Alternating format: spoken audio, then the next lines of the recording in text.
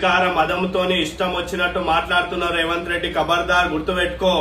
కాంగ్రెస్ లో ఉద్యోగం చేస్తున్నాను, ఇవన్నీ మాటలు నీ బాస్ ఇటలీ మామ్ ని మెప్పొందించాలని చెప్పి హిందూ వ్యతిరేక విధానాన్ని అమలు చేయాలని చెప్పి నువ్వు చూస్తున్నావా? నీకు అట్లా మాట్లాడాలనుకుంటే నీ పేరు మార్చుకో, నీ మతం మార్చుకో.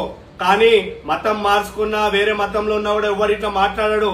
ఇట్లా మాట్లాడినోడు ఎవడైనా సరే, నీ పార్టీలో ఉన్న రాజశేఖర్ రెడ్డి అయినా సరే, హిందూ వ్యతిరేకంగా మాట్లాడితే చాలా గర్భంలో కలిసిపోయాడు. గుర్తుపెట్టుకో. ఈ హిందూ వ్యతిరేక విధానాన్ని మాట్లాడాలని చూస్తే నీకు నాలుక చీర్చి బొంద పెడతాం. గుర్తుపెట్టుకో. ఈరోజు హిందువులకు గుర్తుపెట్టుకోవాలి, కాంగ్రెస్ స్టేజ్ పైన హిందూ వ్యతిరేకంగా మాట్లాడితే వెనుకలున్న నాయకులు కొంతమంది వెక్కిలి నవ్వులు నవ్వుతున్నారు. ఇంతనన్నా సిగ్గుండాలే. రాజకీయం కాదు, అస్తిత్వం ముఖ్యం, హిందుత్వం ముఖ్యం.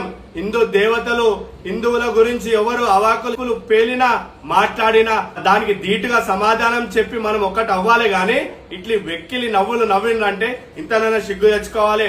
ఇప్పటికన్నా ఆలోచించండి హిందువులంతా. ఒక్కసారి ఈ రకంగా కాంగ్రెస్ అయితేంది, ఎంఐఎం అయితేంది, ప్రతి ఒక్క పార్టీ హిందువులకు వ్యతిరేకంగా మాట్లాడేటట్లుండ్రు.